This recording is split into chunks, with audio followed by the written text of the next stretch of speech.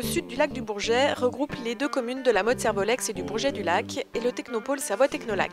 La volonté de ces trois entités est de valoriser un territoire commun à travers une démarche urbanistique coordonnée tout en tenant compte de ses différentes fonctions. C'est là tout l'enjeu du plan de référence du triangle sud du lac. De toute évidence, le développement de Savoie Technolac ne peut plus être imaginé en restant dans le périmètre intramuros, ce qui était le cas des 25 premières années, parce qu'aujourd'hui, nous sortons de ce périmètre.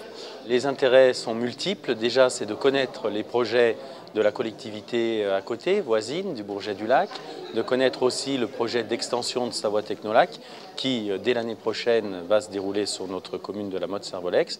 On s'est dit qu'il était important qu'on confronte déjà nos projets et assez vite, on s'est rendu compte aussi que nos objectifs étant communs, nous avions, tout intérêt à avoir cette réflexion commune. Un projet innovant qui s'articule autour de la mise en commun des services, transport, habitat, environnement écologique.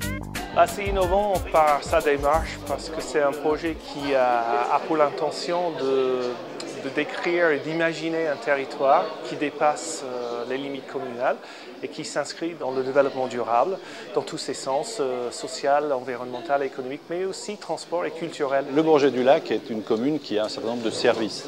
Donc il faut déjà que les services qui existent au Bourget puissent être aussi utilisés par les gens de Technolac. Essayons de faire en sorte que les services des uns puissent servir aux autres et donc de mutualiser aussi notre développement dans un intérêt réciproque. Un travail collectif d'envergure qui peut paraître complexe. Au départ, ça peut paraître plus compliqué, effectivement, mais on a très vite pris la dimension des enjeux de nos différents territoires et au contraire, ça nous a permis de franchir une étape, de s'affranchir peut-être de ces projets, mais d'avoir une vision plus globale et d'être dans une complémentarité, d'éviter des doublons et au contraire de marcher ensemble vers un objectif commun. Je pense que les gens ils possèdent de bon sens. Et quand on met les gens autour d'une table avec un ordre du jour, des objectifs et un planning où on dit qu'on est tous chargés et on a l'obligation et la responsabilité d'arriver à un projet commun, les gens